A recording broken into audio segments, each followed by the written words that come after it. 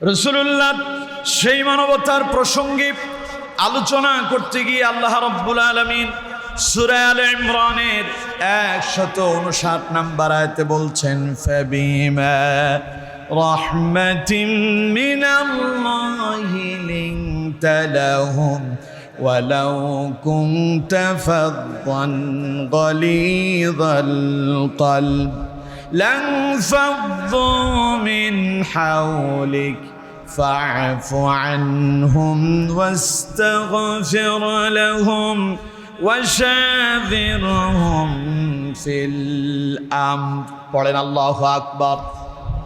এত আস্তে বললে হবে না, জোরে বলেন আল্লাহু আকবার।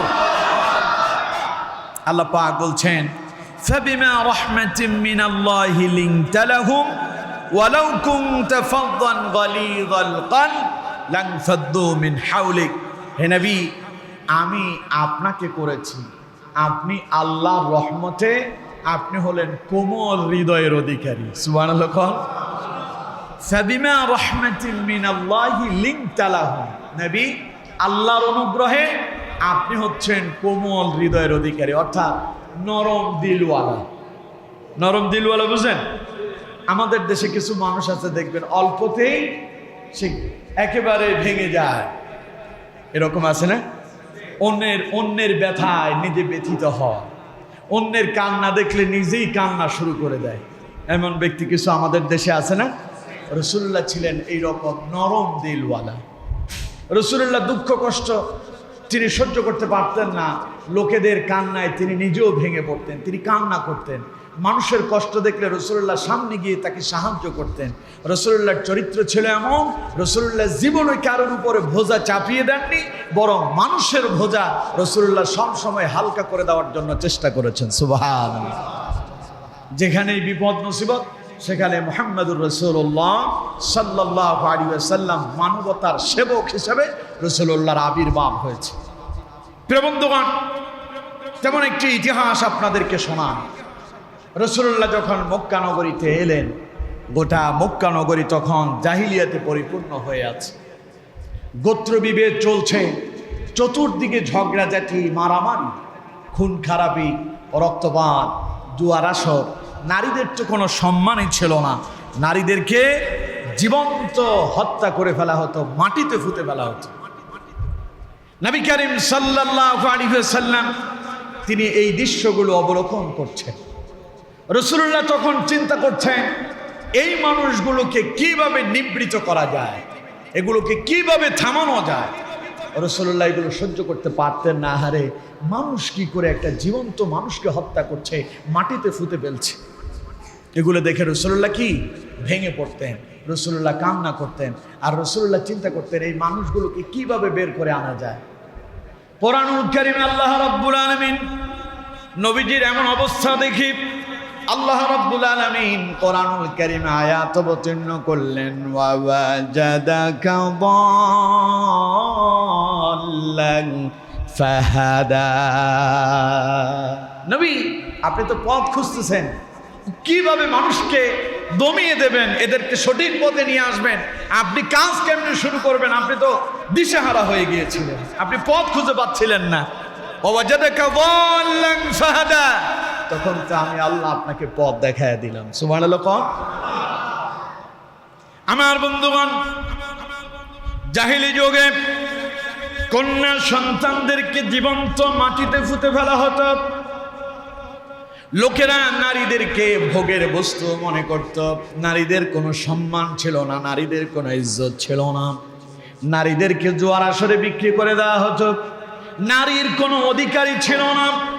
মুহাম্মদ সাল্লাল্লাহু আলাইহি ওয়াসাল্লাম মানবতার ত্রাণকর্তা হয়ে তাদেরকে সম্মানের আসনে আদিষ্ট করে দিলেন। সুবহানাল্লাহ বলেন। নারীদেরকে কিভাবে সম্মান দিতে হয় এটা প্রতিষ্ঠা করলেন মুহাম্মদুর রাসূলুল্লাহ সাল্লাল্লাহু আলাইহি ওয়াসাল্লাম। নবী করিম সাল্লাল্লাহু আলাইহি ওয়াসাল্লাম যখন তাদের কাছে দাওয়াত দিচ্ছেন, তখনকার পরিবেশ পরিস্থিতি এত মারাত্মক যে লোকেরা তাদের জীবন্ত সন্তানদেরকে, কন্যা সন্তানদেরকে হত্যা করত। কন্যা সন্তান হলে তারা মনে করত তাদের ভাগ্য খারাপ, এই জাতের কিছু মানুষ এখনো আছে। জাহিলি যুগের এইরকম স্বভাব এখনো কিছু মানুষের ভেতরে আছে। মেয়ে হইছে মন খারাপ, আর ছেলে হইছে বাজারের মিষ্টি যা আছে সব বাড়ি বাড়ি চলে গেছে। আছেন এরকম? আচ্ছা কম তো, আপনি যে মেয়ে হইছে, আপনি যে মনটা যে খারাপ করলেন, আপনি কি চিন্তা করতেছেন এই মেয়ে যদি পৃথিবীতে না আসতো আপনিও তো পৃথিবীতে আসতেন না? মেয়েরা হলো মায়ের জাত। মেয়েরা কিসের জাত? মায়ের জাত। আপনার মা যদি না আসতো আপনি কি দুনিয়া আসতেন? তো সুতরাং মেয়ে সন্তান হলে আপনার মন খারাপ করার কারণটা কি? নবী করিম সাল্লাল্লাহু আলাইহি ওয়াসাল্লামের ছেলে সন্তান যা হয়েছে সব ইন্তেকাল করেছে, আর মেয়েদেরকে আল্লাহ রাব্বুল আলামিন জীবিত রেখেছেন। সুবহানাল্লাহ। কোন আবার কোরআনে আল্লাহ পাক রাসূলুল্লাহর ব্যাপারে বলছেন, মা কানা মুহাম্মাদুন আবা আহাদিন মির রিজালিকুম ওয়ালাকিন রাসূলুল্লাহি ওয়া খাতামান নাবিয়্যিন। আল্লাহ বলছেন মুহাম্মদ সাল্লাল্লাহু আলাইহি ওয়াসাল্লাম আবা আহাদিম মির রিজালিকুম, তিনি কোন পুরুষের পিতা নন। সুবহানাল্লাহ কইলেন না? তাহলে রাসূল ছিলেন নারীর বাপ, রাসূল নারীদের কি বাপ। সুবহানাল্লাহ। কোন তাহলে এই নারী যদি আপনার ঘরে আগমন করে আপনার তো খুশি হওয়ার কথা। নারীদের ব্যাপারে, কন্যা সন্তানের ব্যাপারে রাসূলুল্লাহ বলেছেন, কোন ঘরে যদি কোনো কন্যা সন্তান জন্মগ্রহণ করে ওই ঘরের ভেতরে আল্লাহর রহমতের ফেরেশতারা আগমন করে। সুবহানাল্লাহ। কোন আর সেই মুহাম্মদুর রাসূলুল্লাহ সাল্লাল্লাহু আলাইহি ওয়াসাল্লাম নারী জাতির ব্যাপারে বলেছেন, যার কন্যা সন্তান হলো সেই জান্নাতের মেহমান হয়ে গেল। সুবহানাল্লাহ। কোন সাহাবী বললেন, হুজুর যদি তিনটা হয়? রাসূল কারীম সাল্লাল্লাহু আলাইহি সাল্লাম বললেন, নিশ্চিত জান্নাতি। সুবহানাল্লাহ। কোন না? এখন খালি মেয়ে জন্ম দিলেন আর জান্নাতে চলে গেলেন, বিষয়টা কি এমন নাকি? না, ওই মেয়েটাকে ইসলামের আদর্শে আদর্শিত করতে হবে, তাকে আবেদা সালেহা নেককারিনী হতে হবে। এমন একটা মেয়েকে যদি আপনি লালন পালন করে একটা ধার্মিক ইসলামিক মাইন্ডেড একটা ছেলের হাতে, ছাত্রর হাতে যদি পাত্রস্থ করতে পারেন, এই কন্যা সন্তান আপনার জন্য কিয়ামতে নাজাতের ওসিলা হবে। সুবহানাল্লাহ। কোন মেয়ে হইলে মন খারাপ করার কিছু নেই, এটা জাহিলি যুগের স্বভাব। মেয়ে হলে তারা মন খারাপ করত। কোরআনে দেখুন আল্লাহ পাক এই কথাটা তুলে ধরেছেন সূরা নাহলের 58 এবং 59 নম্বর আয়াতে। আল্লাহ পাক বলছেন, ওয়াইযা বুশিরা আহাদুহুম বিল উনসা যাল্লা ওয়াজহুহু মুসওয়াদ্দান ওয়া হুয়া কাযীম। আল্লাহ পাক বলছেন, যখন তাদের মেয়ে সন্তান, কন্যা সন্তান ভূমিষ্ঠ হয়েছে, জন্ম নিয়েছে, এই সংবাদ যখন তাদেরকে শোনানো হতো, যাল্লা ওয়াজহুহু মুসওয়াদ্দান ওয়া হুয়া কাযীম, আল্লাহ বলেন তখন তাদের চেহারাগুলো মলিন হয়ে যেত। তাদের চেহারাগুলো মলিন হয়ে যেত, তারা কষ্টে, দুঃখে, যন্ত্রণায় অস্থির হয়ে যেত। তারা মনে করতো আমার ভাগ্য খারাপ হয়েছে। শুধু তাই নয়, পরের আয়াতে আল্লাহ পাক বলেছেন আরো মারাত্মক ভাবে তাদের অবস্থা কেমন হতো। আল্লাহ রাব্বুল আলামিন তারপরের আয়াতে বলছেন, ইয়াতামারা মিনাল কওমি মিন সুই মা বুশিরা বিহি আয়ুমসিকুহু আলা হুনিন আম ইয়াদুসসুহু ফিত তুরাব আলা সাআ মা ইয়াহকুমুন। পড়েন আল্লাহু আকবার।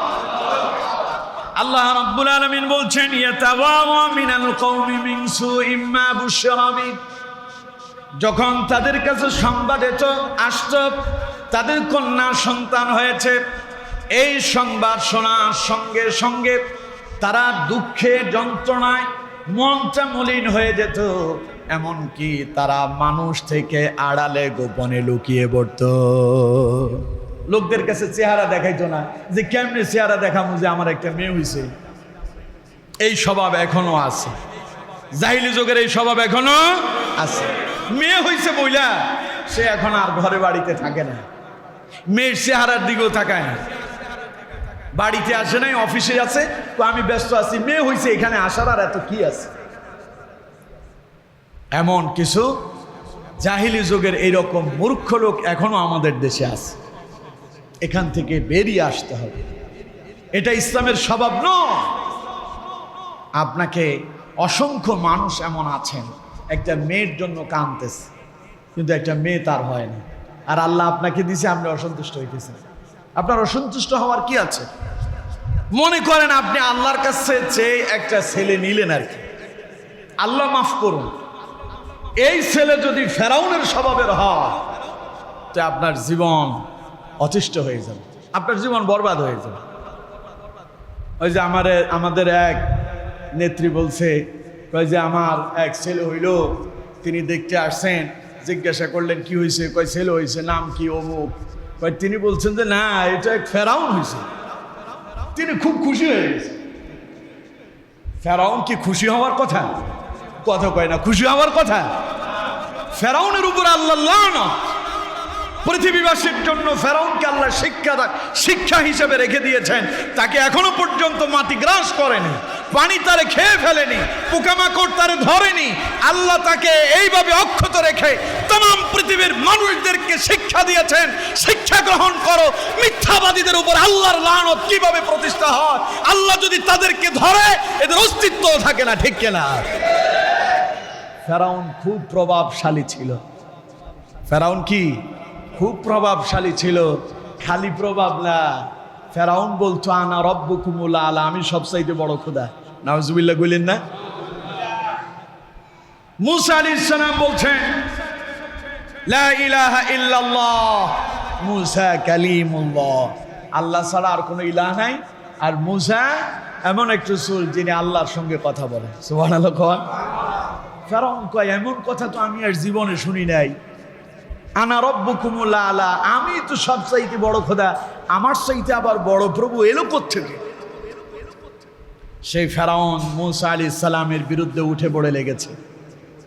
উদ্দেশ্য মুসাকে আর সমাজে থাকতে দেওয়া যাবে না। মুসার লোকেরা দাওয়াতি কাজ করে, ফেরাউন তাদেরকে ধরে জেলখানায় বন্দী করে। ফেরাউনের সেই স্বভাব পৃথিবীর দ্বিতীয়তম বৃহত্তর মুসলিম দেশ বাংলাদেশে ইতিপূর্বে আমরা দেখেছি। ফেরাউন যেমন ইসলামকে প্রতিষ্ঠার কাজে বাধা দিয়েছে, এই 90% মুসলমানের দেশে কিছু তাগুত শক্তি এসেছে যারা মুনাফিকের সুরত ধারণ করে এরা ইসলামী আন্দোলনকে কাজে বাধা দিয়েছে, আলেমদেরকে ধরে ধরে জেলখানায় বন্দী করেছে, ঠিক কিনা? এদের উদ্দেশ্য ছিল ইসলাম প্রতিষ্ঠা হতে দেব না। ফেরাউনও চেয়েছিল ইসলাম প্রতিষ্ঠা হতে দেব না। শেষ পর্যায়ে মুসা আলাইহিস সালাম ভাবলেন আর এখানে থাকা যাবে না। তিনি বনি ইসরাইল থেকে বেরিয়ে যাওয়ার সিদ্ধান্ত গ্রহণ করলেন। তার অনুসারীদেরকে নিয়ে তিনি রাস্তা রওনা করলেন, পথ ধরলেন, বেরিয়ে যাবেন। খবর চলে গেল ফেরাউনের কাছে। ফেরাউন তার সৈন্যবাহিনী নিয়ে মুসা আলাইহিস সালামকে হত্যা করার জন্য পেছনে পেছনে দৌড়াতে লাগলো। মুসা যেদিকে যাচ্ছে ফেরাউনও সেদিকে যাচ্ছে। আমার বন্ধুগণ, মুসা আলাইহিস সালাম যেতে যেতে সমুদ্রের পাড়ে, সমুদ্রের মাঝখানে, সমুদ্রের পাড়ে গিয়ে যখন দাঁড়ালেন, মুসা আলাইহিস সালামের অনুসারীরা বললেন মুসা আমরা তো ধরা পড়ে গেলাম, পাকড়াও হয়ে গেলাম, যাব কই? যদি সামনে যদি ঝাঁপ দেয় সমুদ্রে ডুবে চুবে মরা ছাড়া আর কোনো পথ নাই, আর যদি পেছনে ফিরে যায় তাহলে পরে শত্রু বাহিনীর হাতে আমাদেরকে মৃত্যুবরণ করতে হবে, কই যাব আমরা? তখন মুসা আলাইহিস সালাম তাদেরকে বললেন وقال موسى يا قوم إن كنتم آمنتم بالله فعليه توكلوا ইন কুনতুম মুসলিমিন। পড়েন আল্লাহু আকবার। আল্লাহ পাক বলছেন মুসার কওম যখন মুসাকে বলল আমরা তো পাকড়াও হয়ে গেলাম, ধরা পড়ে গেলাম, তখন মুসা আলাইহিস সালাম তাদেরকে বললেন ওয়াকালা মুসা, তিনি বললেন ইয়া কওমি, হে আমার কওমের লোকেরা, ইন কুনতুম আমানতুম বিল্লাহ, তোমরা যদি আল্লাহর প্রতি ঈমান এনে থাকো, ফাআলাইহি তাওয়াক্কালু, তাহলে এই বিপদে আল্লাহর উপরে ভরসা করো। সুবহানাল্লাহ। কোন ইন কুনতুম মুসলিমিন, এটা মুসলমানের দাবি। মুসলমানরা বিপদে আর মুসিবতে ভরসা রাখবে কার উপরে? আরো জোরে বলেন কার উপরে? তখন মুসার অনুসারীরা কি বলল? ফাকালু আলাল্লাহি তাওয়াক্কালনা রাব্বানা লা তাজআলনা ফিতনাতাল লিল কওমিজ জালিমিন। ওরা বলল মুসা, আমরা আল্লাহর উপর ভরসা করলাম, আমরা আল্লাহর উপরে তাওয়াক্কুল করলাম, আমাদের জন্য আমাদের আল্লাহই যথেষ্ট। এবং তারা দোয়া করলো রব্বানা, হে আমাদের প্রতিপালক, লা তাজআলনা ফিতনাতাল লিল কওমিজ জালিমিন, আপনি আমাদেরকে এই জালেমদের হাতে সুপর্দ করবেন না, ছেড়ে দেবেন না, আপনি আমাদের প্রতি অনুগ্রহ করেন, আমাদেরকে আপনি হেফাজত করেন। আমার বন্ধুগণ, সেই আল্লাহ মুসা আলাইহিস সালাম এবং তার অনুসারীদেরকে তখন এমনি ছেড়ে দিয়েছিল? ফেরাউনের হাতে ছেড়ে দিয়েছিল? কি করলে? আল্লাহ মুসার বলতেছে, মুসা তোমার হাতে এটা কি? ক্বালা হিয়া আসাই, মুসা বললেন এটা লাঠি। আল্লাহ বললেন তাহলে আর দেরি কেন, ওই লাঠি দিয়া মাটিতে আঘাত করো। মুসা আলাইহিস সালাম লাঠি দিয়া মাটিতে আঘাত করলেন, সমুদ্রের মাঝপথে 12টি রাস্তা আল্লাহ খুলে দিলেন। সুবহানাল্লাহ। ওরা ইসলামকে নিষিদ্ধ করতে চেয়েছিল, ওরা মুসা আলাইহিস সালামকে হত্যা করতে চেয়েছিল, ওরা মুসার ইসলামকে তারা দমিয়ে দিতে চেয়েছিল, পারেনি। বিগত দিনে আমরা দেখেছি এই নাস্তিকবাদীরা, ফেরাউনের অনুসারীরা ইসলামকে নিষিদ্ধ করে দমিয়ে দিতে চেয়েছিল, তারাই আল্লাহর পক্ষ থেকে নিষিদ্ধ হয়ে গিয়েছে, ঠিক কিনা? সুতরাং পোলা একখান হইছে, ফেরাউন বলার পরে খুব খুশি হয়েছে, জানে না ফেরাউন তো কোন জাতের খারাপের খারাপ। খুশি তো এই জন্য কারণ নিজের চরিত্র তো ফেরাউনের মতো। কথা মনে আমার বুঝেন নাই আপনারা? আমার বন্ধুগণ, সুতরাং ছেলে হইলে এত খুশি হবেন না, মেয়ে হইলে অসন্তুষ্ট হবেন না। ছেলে এবং মেয়ে যিনি দেন তিনি কে? যদি ছেলে নিয়েই যদি সন্তুষ্ট থাকতে যান, এমনও হতে পারে যে বারবার আল্লাহর কাছে ছেলে চাইলেন, এমন একখান এলো যেটা ফেরাউনের স্বভাবের হইল, একদম জীবন শেষ হয়ে যাবে। এই জন্য সন্তান যখন আল্লাহর কাছে চাইবেন, ইব্রাহিম আলাইহিস সালামের মতো দোয়া আল্লাহর কাছে করবেন। দোয়াও আল্লাহ শিখাই দিয়েছে। সুবহানাল্লাহ। কোন ইব্রাহিম আলাইহিস সালামের সন্তান হয় না, বিবাহ করছে 80-85 বছর হয়ে গেছে, কোনো সন্তানই হয় না। ইব্রাহিম আলাইহিস সালাম আল্লাহর দরবার দোয়া করলেন, রাব্বি হাবলি মিনাস সালিহিন, আল্লাহ তুমি আমার একটা নেককার সন্তান দান করো। আল্লাহ রাব্বুল আলামিন 85 বছর পরে ইব্রাহিম আলাইহিস সালামের দোয়া কবুল করলেন। আর জিব্রাইল দিয়া আল্লাহ মেসেজ পাঠায়া দিলেন, জিব্রাইল শোনায়া দাও, ফাবাশশারনাহু বিগুলামিন হালিম। আল্লাহু আকবার। আমি আমার ইব্রাহিমকে একটা ধৈর্যশীল নেককার সন্তানের সুসংবাদ প্রদান করলাম। সুবহানাল্লাহ। এজন্য ছেলে এবং মেয়ে যেহেতু আল্লাহই দেন, যেটা আসে তাতে আলহামদুলিল্লাহ বলতে হবে। পারবেন তো ইনশাআল্লাহ? এখন জাহিলি যুগের স্বভাব কি? আল্লাহ পাক বলছেন, ইয়াতাওয়ারা মিনাল কওমি মিন সুই মা বুশরা বি, ওদের কাছে যখন এই সুসংবাদ আসতো যে তাদের মেয়ে হয়েছে, এই কথা শুনে মানুষকে চেহারা কেমনে দেখাবে, তাই তারা মানুষ থেকে আড়ালে চলে যেত, লুকিয়ে যেত। লুকিয়ে গিয়ে ক্ষান্ত হতো না। আল্লাহ রাব্বুল আলামিন বলছেন, আয়ুমসিকুহু আলা হুনিন আম ইয়াদুসসুহু ফিত তুরাব। তারা এবার ভাবতো, চিন্তা করতো, এই যে মেয়েটা যে হইল, এটারে কর্মটা কি? এখন কি এটারে বাঁচিয়ে রাখবো না এটারে জীবন্ত ফুটে ফেলবো? তখন তারা চিন্তা করত। তাদের এই চিন্তার শেষ ফসল কি হতো? আল্লাহ রাব্বুল আলামিন বলছেন আলা সাআ মা ইয়াহকুমুন, শেষে তারা যে সিদ্ধান্ত নিত এটা অত্যন্ত নিকৃষ্ট। অর্থাৎ তারা তাদের এই মেয়েদেরকে, কন্যা সন্তানদেরকে জীবন্ত হত্যা করে ফেলত। নাউযু বিল্লাহ। আমার বন্ধুগণ, নবী করিম সাল্লাল্লাহু আলাইহি ওয়াসাল্লাম এই নারী জাতির সম্মান প্রতিষ্ঠা করার জন্য জীবন্ত কন্যা সন্তানদেরকে বাঁচানোর জন্য, যাদেরকে জীবন্ত মাটিতে পুঁতে ফেলা হচ্ছে, এই মেয়েদেরকে বাঁচানোর জন্য রাসূলুল্লাহ ভূমিকা পালন করলেন। নবী করিম সাল্লাল্লাহু আলাইহি ওয়াসাল্লাম তাদেরকে আল্লাহর কোরআন দিয়ে সতর্ক করতে লাগলেন, ওয়ালা তাকতুলু আওলাদাকুম খাশিয়াতা ইমলাক নাহনু নারযুকুহুম ওয়া ইয়্যাকুম ইন্না কাতলাহুম কানা খিতাআন কাবীরা। কার কথা? সবাই বলেন কার কথা? আল্লাহ পাক বলছেন ওয়ালা তাকতুলু আওলাদাকুম খাশিয়াতা ইমলাক, খবরদার তোমরা তোমাদের অর্থের অভাবে, দারিদ্রতার ভয়ে তোমরা তোমাদের কন্যা সন্তানদেরকে জীবন্ত হত্যা করো না। রাসূলুল্লাহ দাওয়াতি কাজ শুরু করলেন। সাহাবায়ে কেরাম যারা ঈমান কবুল করতেছে তারা এই হত্যা থেকে বেরিয়ে আসা শুরু করলো।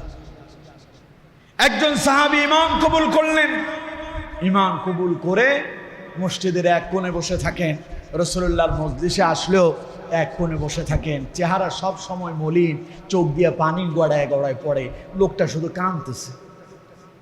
আল্লাহর নবী এই দৃশ্য দেখে সাহাবীকে ডাকলেন, ও আমার সাহাবী তার এদিকে আসো। সাহাবী রাসূলুল্লাহর কাছে এলেন। নবীজি তাকে বললেন, আমার সাহাবী কাঁদো কেন? ঘটনা কি? বিগত কয়েকদিন যাবত আমি দেখেছি ঈমান কবুল করার পর থেকে তুমি সব সময় একাকী থাকো আর এক কোণে বসে বসে মন খারাপ করে কান্নাকাটি করো। এর কারণ কি?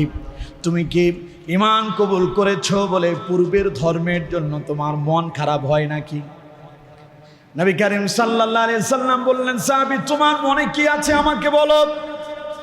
সাহাবী বললেন, ইয়া রাসূলুল্লাহ সাল্লাল্লাহু আলাইহি ওয়াসাল্লাম, হুজুর আমি তো ঈমান কবুল করেছি, আল্লাহ কি আমার পূর্বের গুনাহ ক্ষমা করেছে নাকি?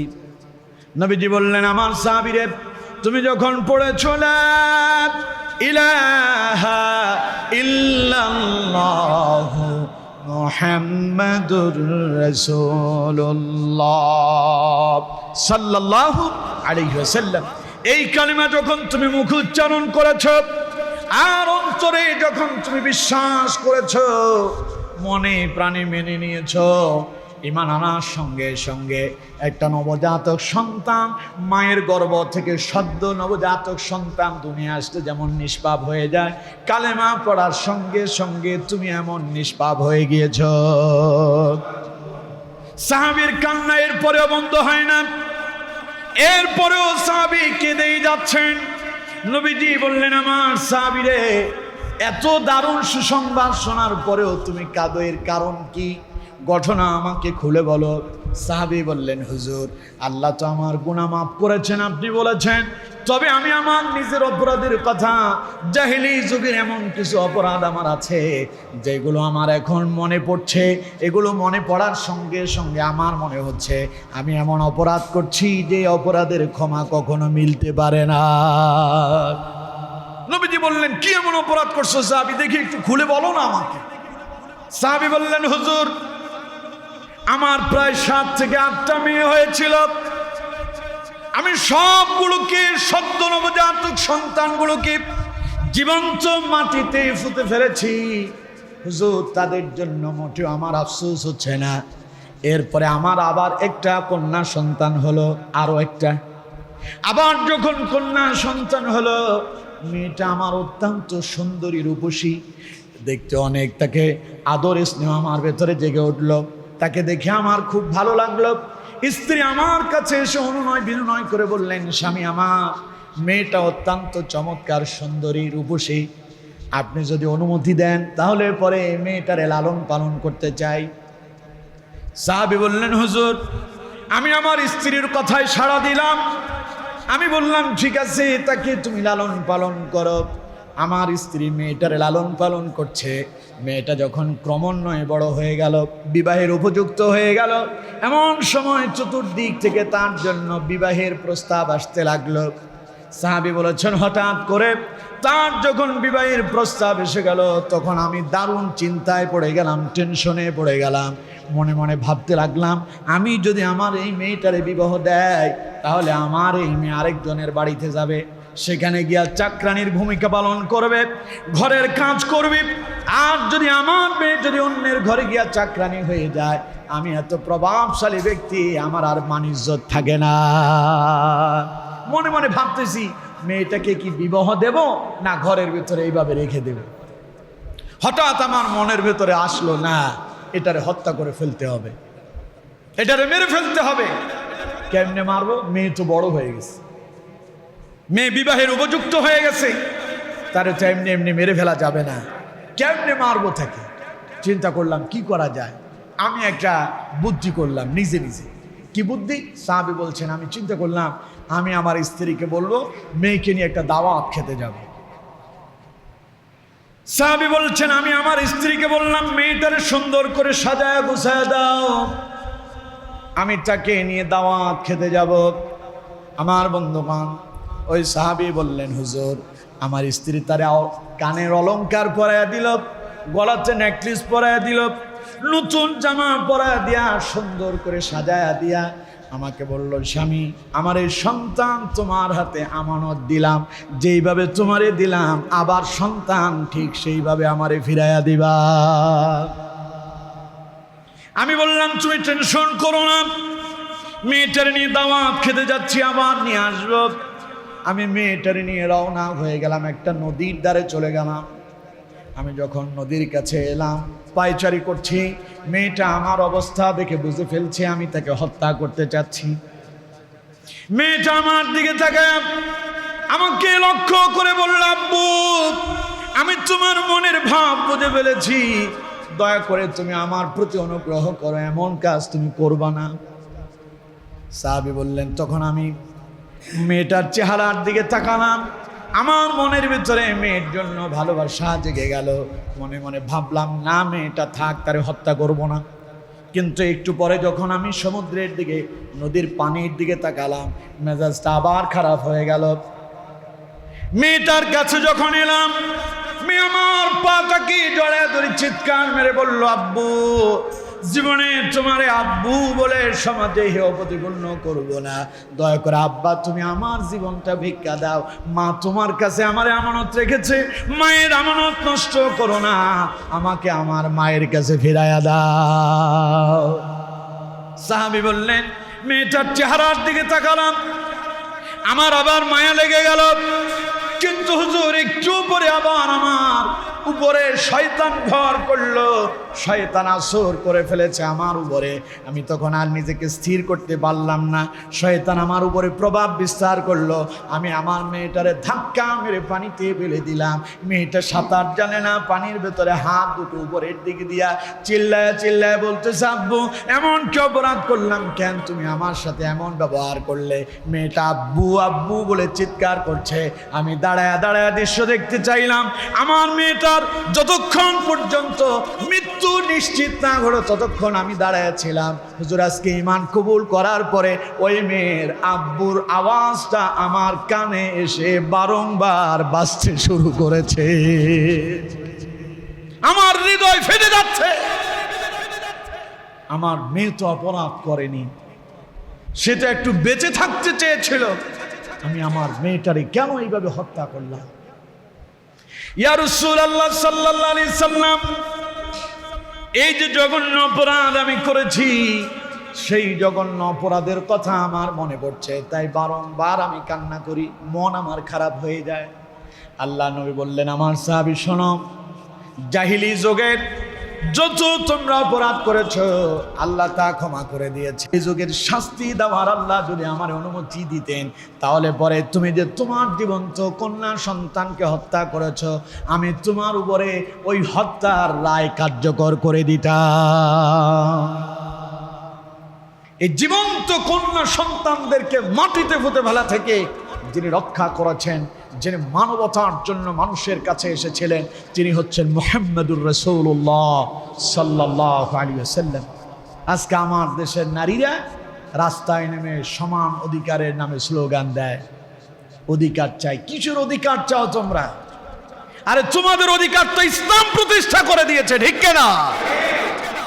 সমাজে তো তোমাদের কোনো সম্মানই ছিল না। নবী করিম সাল্লাল্লাহু আলাইহি সাল্লাম তোমাদের সম্মান প্রতিষ্ঠা করেছেন। আজকে আমার দেশের মেয়েদেরকে এক শ্রেণীর নাস্তিকরা ব্যবহার করছে। নারীদের অধিকার সমাজে যথাযথভাবেই ইসলাম প্রতিষ্ঠা করেছে এবং দেওয়া হচ্ছে। আমার দেশের কিছু সুবিধাবাদী লোক আছে, নাস্তিকবাদী লোক আছে, এরা নারীদেরকে ব্যবহার করে নিজেদের ফায়দা লুটে নিতে চায়। নারীরা যদি পর্দায় থাকে, নারীদের সম্মান কি কমে যায় না বেড়ে যায়? আরো জোরে বলেন, কমে না বাড়ে? আপনারা যখন বাজারে যান, বাজার থেকে আটা কিনেন, আটা দুই ধরনের পাওয়া যায়, একটা খোলা আটা আর একটা প্যাকেজিং করা। দুইটার দাম কি সমান? দুইটার মান সমান? যেটা প্যাকেটে আছে ওটা মানেও ভালো, দামেও বেশি। আবার যেটা খোলা থাকে দামে কম, মানও কম। এখন আপনি যদি চিন্তা করেন যে না খোলাটা নিয়ে যাব, ওইটাতে পোকামাকড় বালিও থাকবে, রুটি বানায় খাবেন, সাথে ধুলাবালিও পেটে যাবে, আপনার শ্বাসনালীতে সমস্যা হতে পারে, রোগ আক্রান্ত হওয়ার সম্ভাবনাও আছে। আর যদি যেটাকে প্যাকেটের ভেতরে রাখা হয়েছে, এটাতে ধুলাবালি পড়ে নাই, এটাতে পোকামাকড় ঢুকতে পারে নাই, এটা আপনার জন্য নিরাপদ, এটা যদি খান তাহলে আপনার অসুস্থতা হওয়ার সম্ভাবনা কমবে। এখন আপনারই সিদ্ধান্ত, আপনি কি আপনার মেয়েটাকে সম্মানের সাথে রাখতে চান, না ওই খোলা আটার মতো তাকে বাজারে ছেড়ে দিয়ে তার দাম কমিয়ে দিতে চান? এটা আপনার সিদ্ধান্ত। পর্দায় থাকলে নারীর সম্মান কমে না, পর্দায় থাকলে নারীর সম্মান বাড়ে। আমার বন্ধুগণ, আরেকটা উদাহরণ দিই আপনাদেরকে, আরো সহজভাবে বুঝতে পারবেন। আপনারা চকলেট কিনেন, চকলেট বাচ্চাদের জন্য চকলেট কিনেন না? চকলেট, এই চকলেট যদি প্যাকেটের ভেতরে না থাকতো, এর শরীরে অনেক ময়লা আবর্জনা থাকতো, বাড়িতে নিয়ে খাওয়া যেত? কথা কন না কেন? খাওয়া যেত? বাচ্চারে দিতেন আপনি? আপনি তো সেই ব্যক্তি, ওই প্যাকেট থেকে চকলেট খুলতে গিয়ে চকলেট যখন মাটিতে পড়ে যায়, আপনি আপনার বাচ্চাকে দেন না, না এটা খাওয়া যাবে না, এটা তো ময়লা লাগছে। চিন্তা করেন তো, প্যাকেটে থাকলে খাওয়ার উপযোগী, না থাকলে খাওয়ার অনুপযোগী হয়ে যায়। নারীরা যখন পর্দায় থাকে তখন তাদের সম্মান ইজ্জত বেড়ে যায়, আর যখন পর্দা থেকে বেরিয়ে যায় তখন তাদের সম্মান কমে যায়। সে যখন বেপর্দায় চলে, রিক্সাওয়ালা তারে দেখলে শীষ বাজায়। সে যখন বেপর্দায় চলে, একজন বদলা তাকে দেখলে তাকায় থাকে। সে যখন বেপর্দায় চলে, তখন কলেজ ইউনিভার্সিটির ছেলেরা তার সামনে গিয়া প্রেমের প্রস্তাব দেয়। আর সে যদি পর্দায় থাকে, তখন চিন্তা করে, না জানি তাকে আমি প্রেমের প্রস্তাব দিতে গিয়া, তার জন্য শীষ বাজাতে গিয়া কোন বিপদে পড়ে যায়। এই জন্য ভয়ে পর্দায় থাকা নারীকে সম্মান করে, আর বিপর্দায় থাকা নারীদেরকে তারা সম্মান দেয় না, ঠিক কিনা? এই জন্য নারী যদি পর্দায় থাকে, সম্মান কমে না বাড়ে? ছেলে বিবাহ করানোর সময় আপনি বাপ, আপনার মেয়ে বেপর্দায় ঘুরে, কিন্তু আপনি যখন আপনার ছেলে বিয়ে করাতে যান তখন খুঁজেন একটা ধার্মিক মেয়ে চাই। আপনি সেই বাপ, নিজের ছেলে বিবাহ করানোর সময় একটা ধার্মিক মেয়ে খুঁজতেছেন, কিন্তু নিজের মেয়েটা যে ধার্মিকতা ছেড়ে দিয়া জাহেলিয়াতকে গ্রহণ করছে সেই খবরই আপনার নাই। সুতরাং এখান থেকে আমাদেরকে বেরিয়ে আসতে হবে। যদি আসতে পারেন, সম্মান কমবে না, বরং সম্মান বাড়বে। এই মেয়ে শুধু দুনিয়াতেই সম্মান বাড়াবে না, পরকালে আপনার জন্য সুপারিশ করবে, বলছেন মুহাম্মদুর রাসূলুল্লাহ সাল্লাল্লাহু আলাইহি ওয়াসাল্লাম। তাহলে রাসূলুল্লাহ মানবতার উজ্জ্বল দৃষ্টান্ত স্থাপন করেছেন নারীর অধিকার সমাজে বাস্তবায়ন করে। এক নাম্বার, রাসূলুল্লাহর দ্বিতীয় মানবতার কথা আপনাদেরকে শোনাই। বিশ্বনবী মুহাম্মদুর রাসূলুল্লাহ সাল্লাল্লাহু আলাইহি ওয়াসাল্লাম কালেমার দাওয়াত দিচ্ছেন। আল্লাহ নবী মানুষদেরকে ডেকে ডেকে বলছেন, ফায়া আইয়ুহান নাস কুলু লা ইলাহা ইল্লাল্লাহ তুফলিহুন।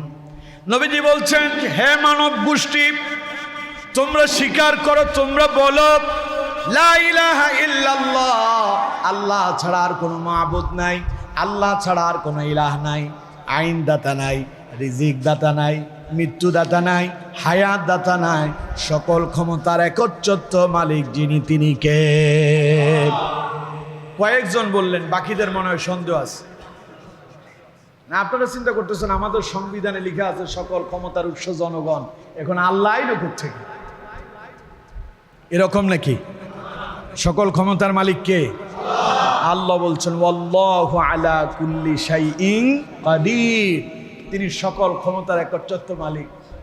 বাংলাদেশের একটা ইসলামিক দল নিষিদ্ধ হয়েছে। প্রথমে তার নিষিদ্ধতার পেছনে কারণ একটা ছিল, তার সাথে সংবিধানের একটা কথার সাংঘর্ষিক ছিল। সে সাংঘর্ষিকটা কি?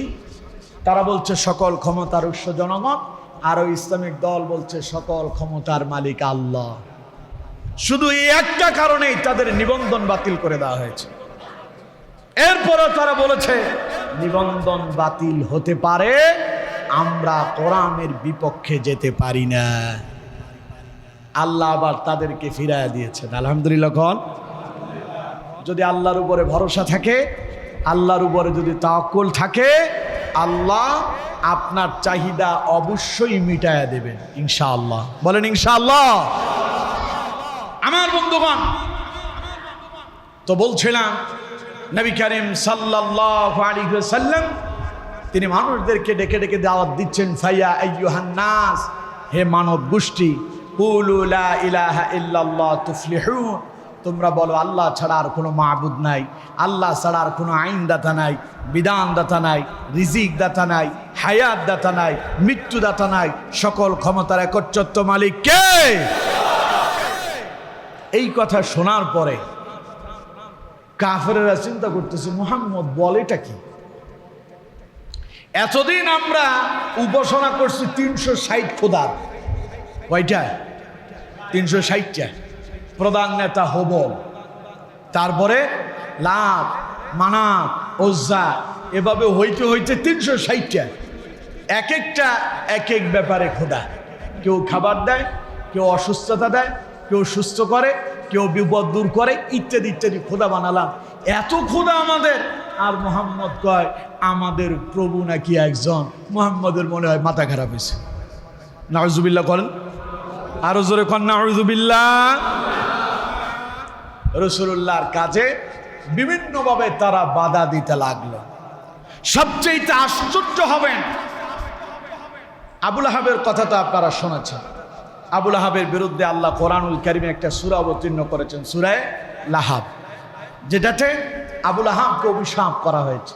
সেই ইতিহাস আপনারা সবাই জানেন, সেদিকে না যায়। আবু লাহাবের আরেকটা চরিত্রের কথা বলি। আবু লাহাবের আরেকটা চরিত্র ছিল, মুহাম্মদ সাল্লাল্লাহু আলাইহি ওয়াসাল্লাম মক্কার অলিতে গলিতে কালেমার দাওয়াত দিতেন। তিনি যেখানেই যেতেন, বাজারে যেতেন, রাস্তায় বের হতেন, মানুষের সঙ্গে সাক্ষাৎ হলে নবীজি চিল্লায়া বলতেন, ফায়া আইয়ুহান নাস, হে মানব গোষ্ঠী, হে মানব সম্প্রদায়, কুলু লা ইলাহা ইল্লাল্লাহ তুফলিহুন, তোমরা বলো আল্লাহ ছাড়া আর কোনো মাবুদ নাই, আল্লাহ ছাড়া আর কোনো আইন দাতা নাই, বিধান দাতা নাই, রিজিক দাতা নাই, হায়াত দাতা নাই, মৃত্যু দাতা নাই। এই কথা যদি তোমরা বলো তুফলিহুন, তাহলে তোমরা হবে সফলকাম। রাসূল যখন এই কথা বলতে, আবু লাহাব পেছনে পেছনে থাকতো। আবু লাহাব পেছনে পেছনে থেকে বলতো এই লোকটা মিথ্যাবাদী। নাউজুবিল্লাহ। কোন আল্লাহ কোরআনে সেই কথাও তুলে ধরেছে। আল্লাহ রাব্বুল আলামিন বলছেন, ওয়াকালাল কাফিরুনা হাযা সাহিরুন কাযযাব। এই কাফেরেরা তারা রাসূলুল্লাহকে বলেছে নিঃসন্দেহে এটা একটা জাদুকর এবং ইনি হচ্ছেন মিথ্যাবাদী, নাউযুবিল্লাহ। আবু জাহেল পেছনে পেছনে থাকতো, রসুল দাওয়াত দিতেন তোমরা বলো লা ইলাহা ইল্লাল্লাহ, আল্লাহ ছাড়া আর কোনো মাবুদ নাই। আবু লাহাব পেছনে থেকে বলতো খবরদার, এটা মিথ্যাবাদী, এটা জাদুকর, কাছে আসবে না, এটা তোমাদেরকে ধর্ম অন্ধ করতে চায়, এটা তোমাদেরকে ধর্ম থেকে অন্যদিকে নিয়ে যেতে চায়। এই রকম এক শ্রেণীর লোক বাংলাদেশেও আছে না নাই? বিগত দিনে কোরআনুল কারীমের মাহফিল দেখে ওদের তো মাথাই খারাপ হয়ে গেছিল। ওরা বলছে যে হুজুরেরা এরা নাকি মানুষদেরকে ধর্ম অন্ধ বানাচ্ছে। বলছে না এমন কথা? কয় আগে আমরা শীতকালে মেলা মিলতো, সেখানে আমরা যাত্রাপালা হতো, গান করতাম, লোকজন আসতো, আবার সেটা নিয়ে একখান গানও বানাইছে, কি আগে কি সুন্দর দিন কাটাইতাম। হ্যাঁ, গ্রামের নওজোয়ান হিন্দু শিল্পী আছে তো, গ্রামের নওজোয়ান হিন্দু মুসলমান মিলিয়া বাউলা গান আর মুর্শিদি গাইতাম, আগে কি সুন্দর দিন কাটাইতাম।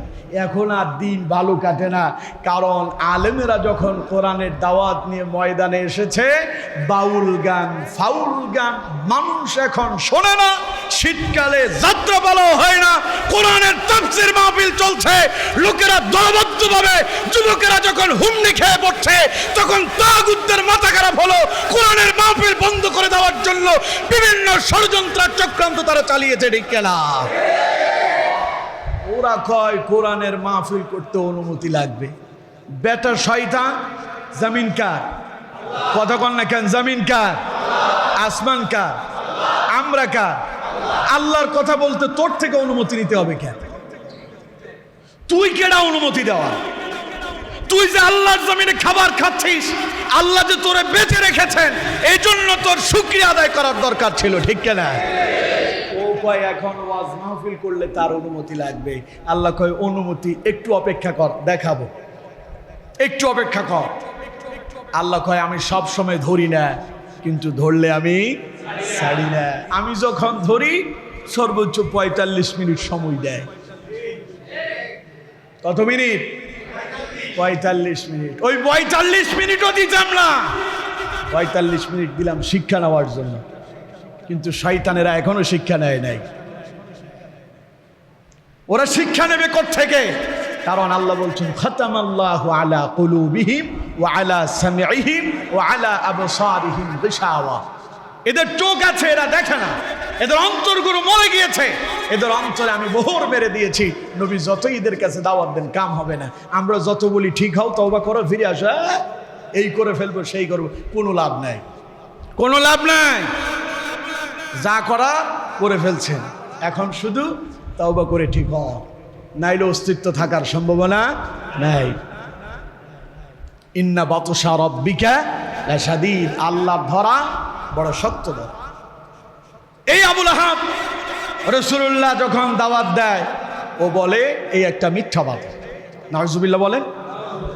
রাসূলুল্লাহর মন খারাপ না? কথা বলেন কেন? রাসূলুল্লাহর মন খারাপ না? কিন্তু নবীজি প্রতিবাদ করছেন। আবু লাহাব বলতেছে খবরদার, এটা তোমাদেরকে ধর্ম অন্ধ করে দিবে, তোমাদের বাপ দাদার ধর্ম থেকে তোমাদেরকে অন্যদিকে নিয়ে যেতে চায়, এটা মানুষের ঈমান আমল নিয়ে খেলা করতেছে, খবরদার এর কথা শোনো না।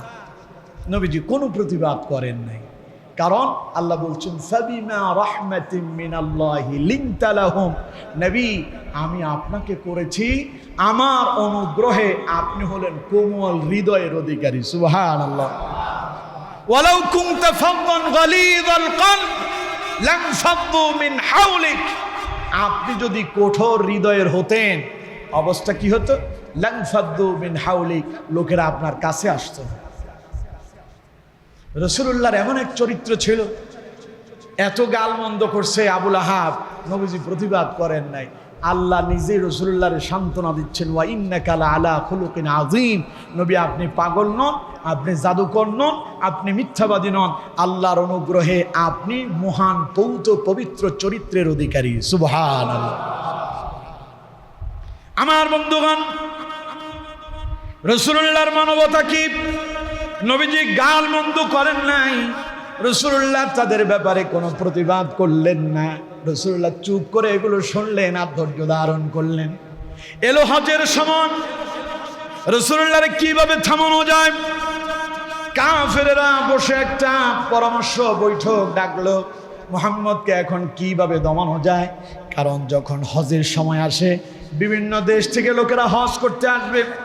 লোকেরা যদি মুহাম্মদের কাছে যায়, তো মুহাম্মদের কাছে এমন এক জাদু আছে, মুহাম্মদ নাকি তাদেরকে গায়েল করে ফেলে। আল্লাহ কয় এটা কোনো জাদু নয়, হুয়াল্লাযী আরসালা রাসূলাহু বিল হুদা ওয়া দীনিল হক। পড়েন সুবহানাল্লাহ। আল্লাহ কয় হুয়াল্লাযী আরসালা রাসূলাহু বিল হুদা, নবী আপনাকে তো হেদায়েতের আলো দিয়েছি। সুবহানাল্লাহ। যারা আপনার কাছে আসে তারা ওই হেদায়েতের আলোয় আলোকিত হয়ে যায়। সুবহানাল্লাহ বলেন। কাফেররা চিন্তায় আছে যে যারাই রাসূলুল্লাহর কাছে পাঠায় ওইটা মুসলমান হয়ে যায়, ওইটা রাসূলের দলে চলে যায়। আগে আমাদের দলে ছিল, বলছি যাও মুহাম্মদের যায় দেখে এসো, তো সেটা মুহাম্মদের দেখতে যায় সেটাও মুহাম্মদের দলের লোক হয়ে গেছে। সুবহানাল্লাহ কইলেন না? এখন হজ আসতেছে, এই মানুষগুলোরে ঠেকাইতে হবে। কেমনে ঠেকানো যায়? ওরা সিদ্ধান্ত গ্রহণ করতেছে কি করা যায়। কেউ বলতেছে মুহাম্মদকে বন্দি করে রাখো, অন্যরা পরামর্শ দিছে না বন্দি করলে বিপদ আছে, লোকজন আসবে তারে বন্দি করছে, হয়তো প্রতিবাদ হইতে পারে, তাইলে বিপ্লব ঘটতে পারে, বিপদ আছে, ওরে বন্দি করা যাবে না। কেউ বললো যে তাইলে তারে হত্যা করে ফেলো। ওরা বললো যে না, হত্যা করলে আরো কঠিন বিপদ, সুতরাং হত্যাও করা যাবে না। ইবলিস শয়তান কয় একখান বুদ্ধি আছে। বুদ্ধিটা কি? যখন কাফেরেরা আসবে তখন তোমরা বলবে, মুহাম্মদের কথা জিজ্ঞাসা করলে লোকজন তো বলবে শুনছি মক্কায় নাকি নতুন এক নবী আসছে, সেই নবীটা কোথায়? তখন তোমরা বলবে কিসের নবী? ওইটা একটা পাগল। নাউজুবিল্লাহ কইলেন না? আল্লাহ রাব্বুল আলামিন বলছেন, হে নবী, লোকেরা আপনাকে বলে মাজনুন, পাগল বলে। ফাবিমা, আল্লাহ রাব্বুল আলামিন বলছেন, মা আনতা বিনিআমাতি রাব্বিকা বিমাজনুন। আল্লাহর রহমতে, আল্লাহর অনুগ্রহে, আপনার রবের অনুগ্রহে আপনি মোটেও পাগল নন। সুবহানাল্লাহ কোন? ওরা বলল পাগল বলে চালায়া দিব, তাইলে লোকজন বলল পাগলের কাছে যায় লাভ কি? রাসূলুল্লাহ তারা পাগল বলল। পাগল বলার পরে এটা তাদের সিদ্ধান্ত, পরামর্শ বৈঠকের সিদ্ধান্ত হয়েছে, হ্যাঁ মুহাম্মদকে পাগল বলবো। সবাইকে শোনায় দেওয়া হলো, মক্কায় যারা হজ করতে আসবে মুহাম্মদের কথা জিজ্ঞাসা করলেই বলে দিবে এটা একটা পাগল, পাগলের কাছে যায়ও না। ওরা জানে না, মানুষ যদি কেউ বলে এলাকায় রামানন্দপুর, পূর্ব রামানন্দপুরে একটা পাগল আসছে, ছেলে পেলে বলে যে পাগলটা কই, দেখতে কেমন, একটু দেখে আসি। ওরা তো জানে না। তারা যখন বলল মুহাম্মদ একটা পাগল, লোকেরা বলতেছে পাগলটা দেখতে কেমন, একটু তার কাছে যাই। লোকেরা মুহাম্মদ সাল্লাল্লাহু আলাইহি সাল্লামের কাছে এলো, তারা এসে দেখতে পেল এটা কোনো পাগল নয়, এটা তো আল্লাহর পয়গাম্বর। তারাও রাসূলুল্লাহর আলোয় আলোকিত হয়ে কালেমা পড়ে মুসলমান হয়ে গেল। এইভাবে আমার বন্ধুগণ, রাসূল কখনো কাউকে গালি দেন নাই, রাসূল প্রতিশোধ পরায়ণ ছিলেন না। এটা সাউন্ড আছে? জি। আমার বন্ধুগণ, নবীজি প্রতিশোধ পরায়ণ ছিলেন না। নবী করিম সাল্লাল্লাহু আলাইহি ওয়াসাল্লাম কখনো তিনি তার উপরে যে জুলুম অত্যাচার হয়েছে, রাসূল এই ব্যাপারে প্রতিশোধ নেন নাই। আল্লাহ কোরআনেই তার নবীকে বলছেন, খুদিল আফওয়া ওয়া'মুর বিল। না, আপনারা কথা বন্ধ করেন না, আমি তো কথা বলতেছি।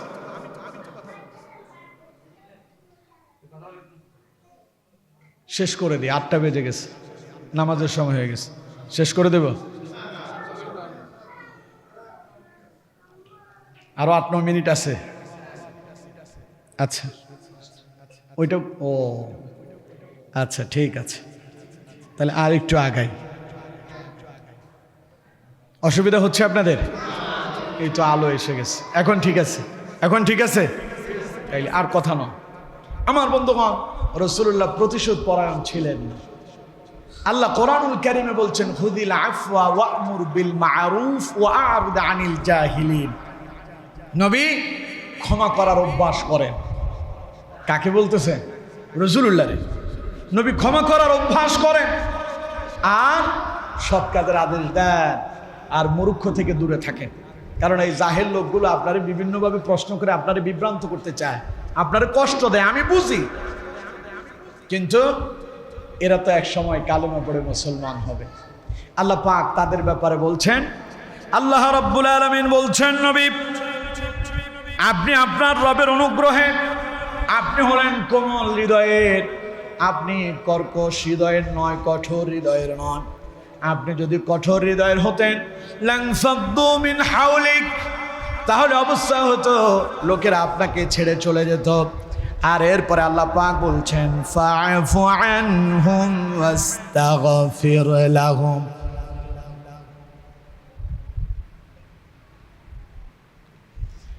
ফাআফু আনহুম ওয়াস্তাগফির লাহুম, নবী আপনি ক্ষমা করে দেন আর তাদের জন্য আপনি আল্লাহর কাছে ক্ষমা প্রার্থনা করেন। সুবহানাল্লাহ। রাসূল জীবনে কখনো প্রতিশোধ নেন নাই।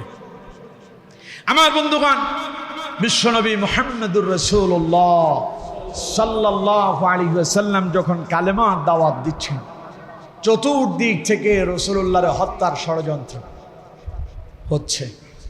রাসূল মক্কায় থাকতে পারলেন না, হিজরত করে মদিনায় চলে গেলেন। মদিনায় যাওয়ার পরে মুসলমানদের ভেতরে একটা শ্রেণী তৈরি হয়েছে যাদেরকে কোরআনের ভাষায় বলা হয়েছে মুনাফিক। এরা উপরে লেভেল মুসলমান, ভেতরে এরা ইসলামের দুশমন। রাসূলুল্লাহ যখন মদিনায় গেলেন, মদিনায় যাওয়ার পরে এরা আরো কঠোর হয়ে গেল।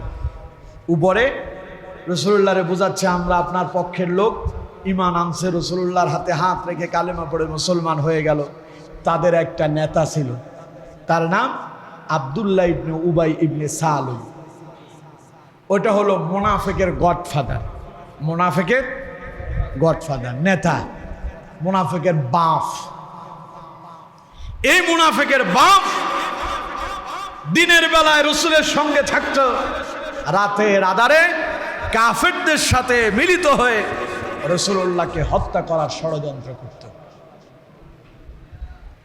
একবার সেই ষড়যন্ত্র করল রাসূলুল্লাহকে এবং যারা হিজরত করে রাসূলের সঙ্গে মদিনায় এসেছেন তাদের সকলকে মদিনা থেকে বের করে দেবে। এই ষড়যন্ত্রগুলো আল্লাহ পাক ঘুমর পাশ করে দিয়েছেন। সুবহানাল্লাহ। কোন এই আব্দুল্লাহ ইবনে উবাইয়ের চরিত্রের কারণে, তার মুনাফিকের কারণে কোরআনুল কারীমে আল্লাহ সূরা মুনাফিক নামে একটি সূরাই দিয়েছেন। সুবহানাল্লাহ পড়েন। কোরআনে যেমন সূরায় আছে সূরা মুমিনুন, তেমনি সূরা কাফিরুন, আবার সূরা মুনাফিকুন আছে। কাফেরের নামেও সূরা আছে, মুমিনদের নামেও সূরা আছে, মুনাফিকের নামেও সূরা আছে। এই মুনাফিকের নামে যে সূরা অবতীর্ণ হয়েছিল ওইটা মুনাফিকের নেতা গডফাদার আব্দুল্লাহ ইবনে উবাইয়ের নামে হয়েছিল। উবাইয়ের চরিত্রের কারণে হয়েছে। এই আব্দুল্লাহ ইবনে উবাই ছিল এমন, তারে ধরাই যাবে না, বুঝাই যাবে না এটা যে ইসলামের সত্যি। রাসূল যখন বক্তব্য দিতেন, রাসূল বক্তব্য দেওয়ার আগে আব্দুল্লাহ ইবনে উবাই জনগণের সামনে দাঁড়ায়া রাসূলুল্লাহর পক্ষে কিছু বক্তব্য দিতেন। কি বলতেন?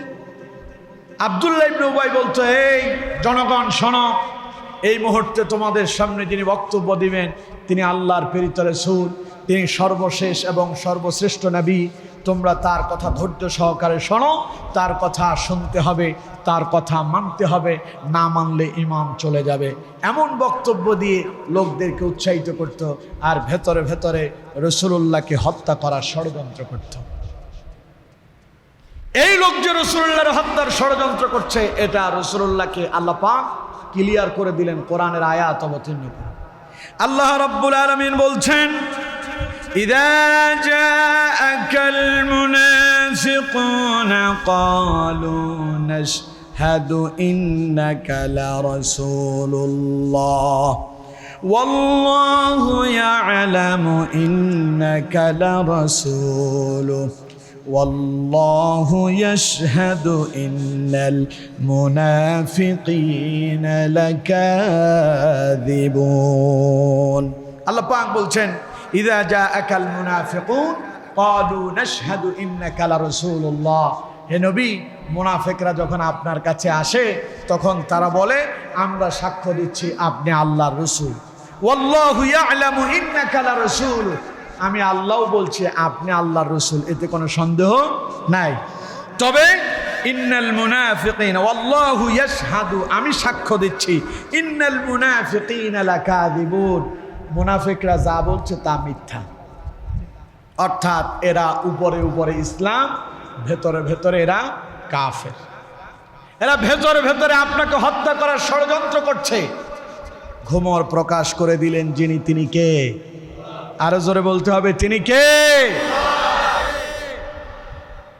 এই মুনাফিকের সর্দার, সে একদিন দুনিয়া থেকে বিদায় নিল, তারও মৃত্যু হয়ে গেল। মানুষ তো মরবে, মরণশীল। যদিও কেউ কেউ মনে করেছিল যে আমরা 2100 সাল পর্যন্ত থাকব, হ্যাঁ 2100 সাল পর্যন্ত, 2100 সাল পর্যন্ত আমরা টিকে থাকব, এটা তারা ভেবেছিল। কিন্তু তারা জানে না আল্লাহর সিদ্ধান্ত কি, তা তারা জানতো না। ওদের বিষম 2040। আল্লাহ কয় 2040-এর কাছেও যাইতে পারবি না, ঠিক কিনা?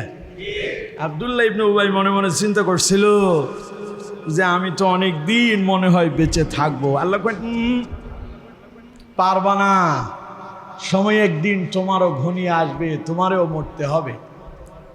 আমার বন্ধুগণ, আব্দুল্লাহ ইবনে উবাইর মৃত্যু হয়ে গেল। মৃত্যুর পরবর্তী সময় আব্দুল্লাহ ইবনে উবাইর একটা সন্তান ছিল, একনিষ্ঠ মুসলমান ছিলেন তিনি, তার নাম ছিল আব্দুল্লাহ। রাসূলুল্লাহর সাহাবী আব্দুল্লাহ বাপের ইন্তেকালের পরে বিশ্বনবী মুহাম্মদুর রাসূলুল্লাহ সাল্লাল্লাহু আলাইহি ওয়াসাল্লামের কাছে এলো। আব্দুল্লাহ এসে রাসূলুল্লাহকে বললেন, হুজুর আপনার কাছে আমার একটা চাওয়ার আছে। নবীজি বললেন, কি চাও তুমি? আব্দুল্লাহ ইবনে উবাই বললেন, আব্দুল্লাহ বললেন, হুজুর আমার আব্বা ইন্তেকাল করছে, আপনি তো জানেন।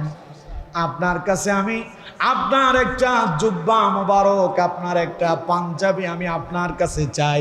দয়া করে আপনার একটা পাঞ্জাবি আপনি আমাকে হাদিয়া দেন। আপনার ওই পাঞ্জাবি দিয়া আমি আমার বাবার কাপড়ের ব্যবস্থা করতে চাই।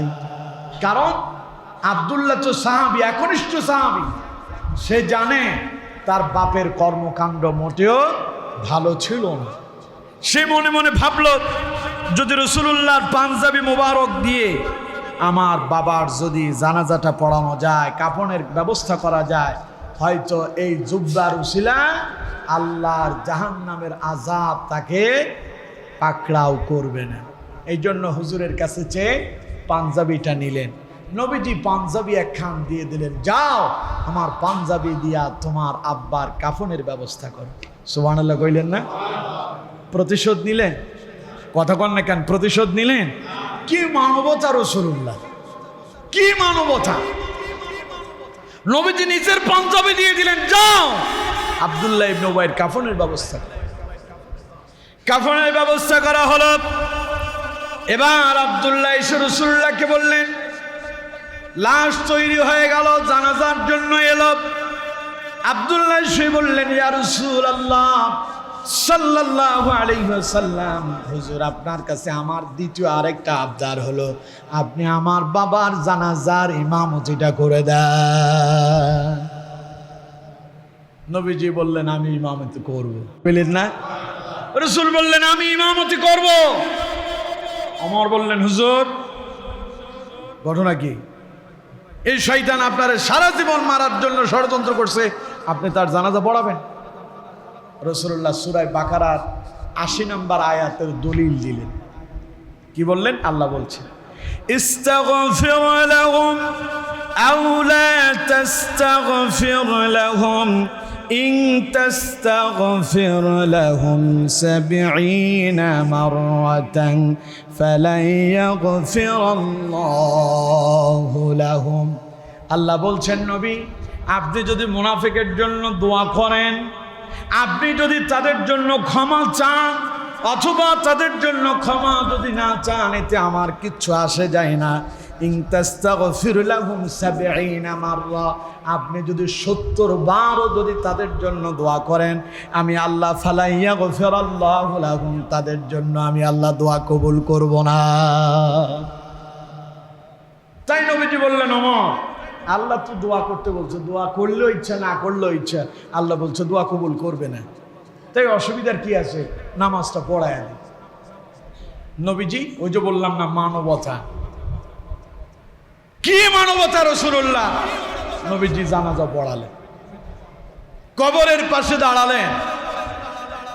এবার আল্লাহ আয়াত অবতীর্ণ করলেন, সূরা তাওবার ৮৪ নম্বর আয়াত আল্লাহ রাব্বুল আলামিন এবার অবতীর্ণ করলেন।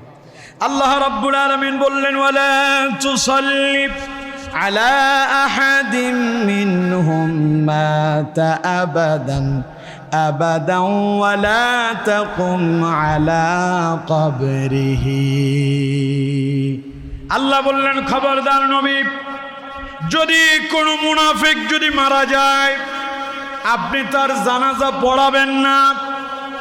শুধু জানাজাই নয়, আল্লাহ রাব্বুল আলামিন বললেন, ওয়ালা তাকুম আলা কবরি, আপনি তাদের কবরের পাশেও দাঁড়াবেন না। আল্লাহ এই জায়গায় কঠোর, কিন্তু রাসূলুল্লাহ এই জায়গায় ছিলেন কি, কোমল। সুবহানাল্লাহ। আল্লাহ যতক্ষণ অর্ডার করেন নাই, রাসূল ততক্ষণ তিনি তার কাজ চালিয়ে গিয়েছেন। সুবহানাল্লাহ। আল্লাহ অর্ডার করলেন, আর মুনাফিকের জানাজা তো পড়বেনই না, কবরের পাশে দাঁড়ায়ও তাদের জন্য কখনো দোয়া করবেন না। কারণ কি, আল্লাহ পাক বললেন এই জন্য করবেন না, ইন্নাহুম কাফারু বিল্লাহি ওয়া রাসূলিহি ওয়া মাতু ওয়া হুম ফাসিকুন। কারণ নিশ্চয়ই এরা আল্লাহ এবং তার রাসূলের সঙ্গে কুফরি করেছে, ঈমান আনার পরে তারা আবার কুফরিতে ফিরে গিয়েছে। ওমাতু ওয়া হুম ফাসিকুন, এবং তারা ফাসিক অবস্থায় মৃত্যুবরণ করেছে। এই জন্য কাফেরের জানাজা নাই। কাফেরের জানাজা আছে, সুতরাং তারা কুফরি অবস্থায় মরেছে, আপনি তাদের জানাজায় যাবেন না, এরা কাফের। এই জন্য আমার বন্ধুগণ, রাসূলুল্লাহ ছিলেন মানবতার মহান শিক্ষক, রাসূল প্রতিশোধ পরায়ণ ছিলেন না। আজকে আমার দেশে দেখেন, প্রতিশোধ নেওয়ার জন্য লোকেরা পাগল পারা মরিয়া। প্রিয় বন্ধুগণ, আমার দিকে তাকান না, আমার দিকে তাকান। শেষ পর্যায়ে একখান কথা আছে, শেষ ভালো যার সব ভালো তার, শেষ ভালো যার সব ভালো তার। এতক্ষণ সুন্দরভাবে আমার সহযোগিতা করছেন, শেষ বেলায় যদি সেটারে যদি আপনারা বিশৃঙ্খল করেন, তো আগে যা করছেন সব ভুলে যাব, শেষেরটা আমার মনে থেকে যাবে যে এই লোকগুলো শেষ বেলায় আমারে ভালোভাবে কথাটা বলতে দিল না। আমার বন্ধুগণ, বলছিলাম মুহাম্মদ সাল্লাল্লাহু আলাইহি ওয়াসাল্লাম তিনি প্রতিশোধ পরায়ণ ছিলেন না, তিনি ছিলেন কোমল হৃদয়, তিনি তার ভালোবাসাকে উজাড় করে দিয়েছেন। নবী করিম সাল্লাল্লাহু আলাইহি ওয়াসাল্লামের কাছে একজন সাহাবী এসেছেন, এই হাদিসটা বলেই কথা শেষ করব। রাসূলুল্লাহর কাছে এক সাহাবী এলো, তখন সেই সাহাবী ছিল না, তখন সেই কাফের, সে ছিল কবিরাজ। সে ছিল কি, কবিরাজ। কবিরাজ তো চেনেন আপনারা, মুরব্বীরা চিনবে ভালো। আপনাদের এখান দিয়েও কোথায় যেন এক কবিরাজ আছে। আচ্ছা, যাই হোক, এরকম একটা কবিরাজ। অসুবিধা না, এইটাই আওয়াজ যাচ্ছে না? জি, ভিতরে যেহেতু আওয়াজ আছে অসুবিধা নাই, ঠিক আছে। কবিরাজ রাসূলুল্লাহর কাছে এসে রাসূলুল্লাহর বলল, মুহাম্মদ, শুনছি তোমার জিনে ধরছে। নাউজুবিল্লাহ বলেন। আমি তো জিন তাড়াতে জানি, জীবনে বহু জিন তাড়াইছি, দেখি তো তোমার হাতটা দাও, তোমার জিনটা তাড়াইয়া দিই। নাউজুবিল্লাহ বলেন। নবীজি বললাম না, কত কোমল হৃদয়। রাসূলুল্লাহ ইচ্ছে করলে সাহাবীদেরকে বলতে পারতেন, এই শয়তান বলে কি, এরে ধর। আমি নবী, ও কয় আমারে জিনে ধরছে। রাসূল এই কথা বলেন। আল্লাহ নবী হাত বাড়ায়া দিলেন, পড়লেন, আলহামদুলিল্লাহি নাহমাদুহু ওয়া নাস্তাঈনুহু ওয়া নাস্তাগফিরুহু ওয়া নু'মিনু বিহি ওয়া নাতাওয়াক্কালু আলাইহি ونعوذ بالله من شرور أنفسنا ومن سيئات أعمالنا। যেটা আমরা শুরুতে পড়ি আর কি, আলোচনার শুরুতে আল্লাহর যে প্রশংসা করি, রাসূলুল্লাহ প্রশংসা করলেন। এখন নবী যখন কবিরাজের হাতে হাত দিল, মন্ত্র পড়বে কে, রাসূল না কবিরাজ? কবিরাজ। কিন্তু পড়তেছেন কে? রাসূলুল্লাহ পড়তেছে। কবিরাজ বলতেছে, মুহাম্মদ, জীবনে অনেক মন্ত্র শিখেছি, মন্ত্র পড়েছি, এত চমৎকার মন্ত্র আমি আমার জীবনে কোথাও পাই নাই, শুনিও নাই। মুহাম্মদ, আরেকবার কি পড়ে শোনাবা? নবীজি আবার পড়লেন। কবিরাজ বললেন, মুহাম্মদ, আমি তো পাগল হয়ে গেলাম, আমি তো তোমার মন্ত্রে প্রেমে পড়ে গেলাম। মুহাম্মদ, আরেকটি বার আমাকে মন্ত্রটা পড়ে শোনাও। নবীজি আবারও পড়লেন। কয়বার হলো? 3 বার পড়ার পরে এবার কবিরাজ বলতেছে, মুহাম্মদ, মনে করেছিলাম আমারে জিনে ধরছে, তোমারে জিনে ধরছে মনে করেছিলাম, আসলে আমি যা বুঝতে পেরেছি জিন তোমারে আসর করে নাই, জিন আমারে আসর করছে।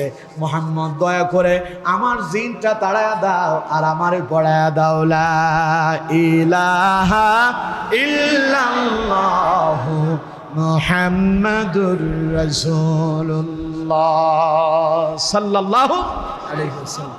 দেখছেন রাসূল কি কোমল হৃদয়ের, বকাঝকা করলে লাংফাদ্দু মিন হাওলিক, আল্লাহকে ওরা দূরে সরে যেত। কিন্তু রাসূলুল্লাহ কোমল ছিলেন। আল্লাহর গুণগান যখন রাসূল করলেন তখন সে বলল, রাসূল আসলে আপনারে জিনে ধরে নাই, আমারে ধরছে, আমার জিন তাড়ায়া দেন। রাসূলুল্লাহ দাওয়াতি কাজ ছিল এমন। এজন্য আজকের ইসলামী আন্দোলন যারা করেন, যারা মানুষের কাছে কোরআনের দাওয়াত পৌঁছায় দিচ্ছেন, যারা ইসলামী দাওয়াতের কাজে যারা আপনারা অগ্রসর হচ্ছেন, আপনাদের কাছে আহ্বান থাকবে, অনেক বাধা আসবে, অনেকে অনেক রকমের কথা বলবে, আপনারে গালি দিবে। গালি দিলে পাল্টা গালি নয়, বরং হাসি মুখে গ্রহণ করেন, কালেমার দাওয়াত পৌঁছায় দেন। ইনশাআল্লাহ তখনই আগামীর বাংলাদেশ হবে কোরআনের বাংলাদেশ, আগামীর বাংলাদেশ হবে ইসলামের বাংলাদেশ। এমন এক বাংলাদেশে তৈরি হবে ইনশাআল্লাহ, যেই দেশের পার্লামেন্টে থাকবে আল্লাহর কোরআন। ইনশাআল্লাহ। আপনারা স্বপ্ন দেখছেন না? আপনাদের স্বপ্ন যে বাংলাদেশে দুর্নীতি থাকবে না, চুরি থাকবে না, সন্ত্রাস থাকবে না, জেনা হবে না, বেবিচার হবে না, চুরি হবে না। এখান থেকে বের হওয়ার জন্য একটাই পথ, তার নাম কোরআন। তার নাম কোরআন। সকলে কোরআন দিয়ে জীবন গড়েন, কোরআনটাকে নিজের জীবনে ধারণ করে কোরআন প্রেমিক মানুষদেরকে পার্লামেন্টে পৌঁছায় দেন। কোরআনে যেমন শান্তি, কোরআন শুনতে যেমন শান্তি, কোরআনের কাছে গেলে যেমন শান্তি, কোরআন দিয়ে মসজিদ চলে এই জন্য মসজিদেও শান্তি।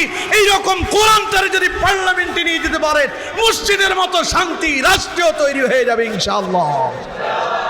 পারবেন তো ইনশাআল্লাহ? আল্লাহ আমাদেরকে তৌফিক দান করুন। আরো জোরে পড়েন আমিন। বাংলাদেশের আগামীর বাংলাদেশ যেন কোরআনের বাংলাদেশ হয়, পড়েন আমিন। আগামীর বাংলাদেশ যেন ইসলামের বাংলাদেশ হয়, পড়েন আমিন।